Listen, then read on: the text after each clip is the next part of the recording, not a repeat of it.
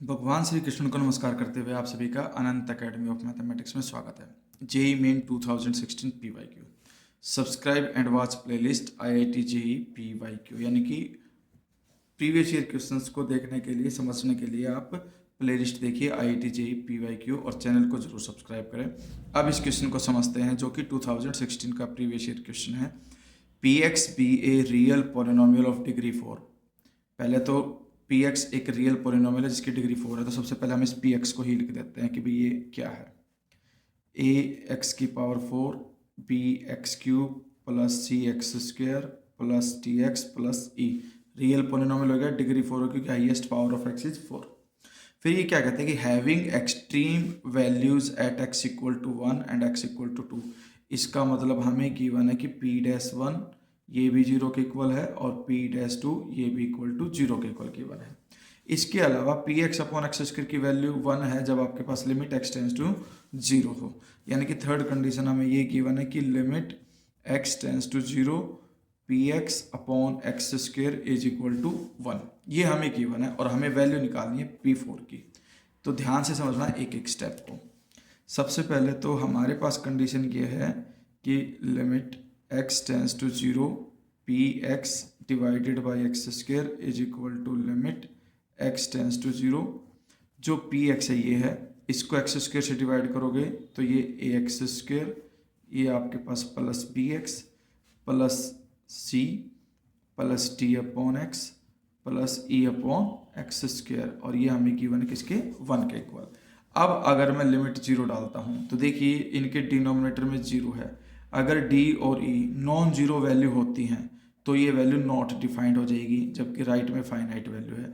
इसलिए हमारे पास कंडीशन ये आती है कि डी और ई दोनों का 0 होना कंपलसरी है, तभी आपकी वैल्यू डिफाइन हो सकती है। तो डी और ई दोनों की वैल्यू 0 आ गई, एक तो कंडीशन ये है।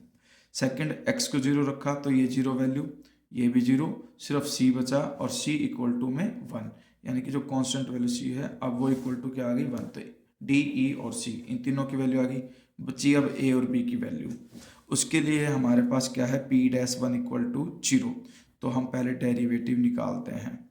इसका डेरिवेटिव करोगे 4a x cube plus 3b x square plus c की वैल्यू 1 रख देते हैं क्योंकि सी की वैल्यू 1 आ चुकी ये आपके पास, और एक्स स्क्वेयर का डेरिवेटिव 2x। डी और ई दोनों 0 हो चुके हैं ऑलरेडी।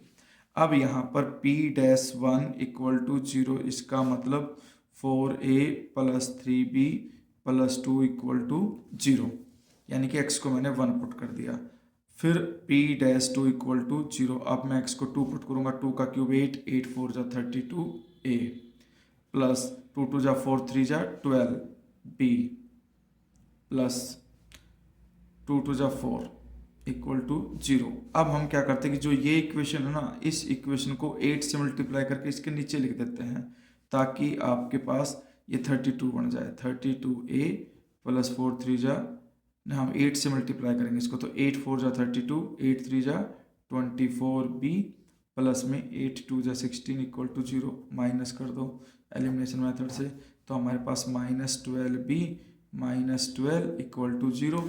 फर्दर सिंप्लीफाई करके हमारे पास ये आ जाएगी b की वैल्यू -1, क्योंकि 12 उधर जाएगा, फिर -12 से डिवाइड करके b की value -1।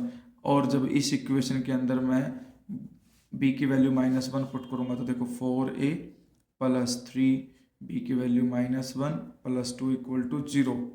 4a -3 plus 2 -3 plus 2 -1 equal to 0, और यहाँ से सिंप्लीफाई करके पहले a उधर जाएगा, फिर 4 नीचे, a की वैल्यू आ जाएगी 1/4। ये कंडीशन आ गई। अब हमारे पास full and final p x निकल करके आ जाएगा, a की वैल्यू 1/4 x की पावर 4 प्लस b की वैल्यू हमारे पास आ चुकी -1 x क्यूब, सी की वैल्यू हमारे पास 1 आ चुकी, एक्स स्क्वायर, डी और ई ऑलरेडी 0 हो चुके। अब मुझे वैल्यू निकालनी है P4 की, ठीक है। तो 1/4, 4 की पावर 4 माइनस में 4 की क्यूब प्लस में 1 इंटू 4 स्क्वेयर। तो हम देखते हैं कि ये भी डिवाइड होकर के 4 की पावर 4 डिवाइडेड बाई 4 है, तो इसका मतलब 4 की क्यूब -4 की क्यूब प्लस 16, ये दोनों कैंसिल, 16 आपका आंसर है, यानी कि P4 की जो वैल्यू आई वो 16 है, तो आपका बी आंसर है। चैनल को ज़रूर सब्सक्राइब करें और शेयर करें।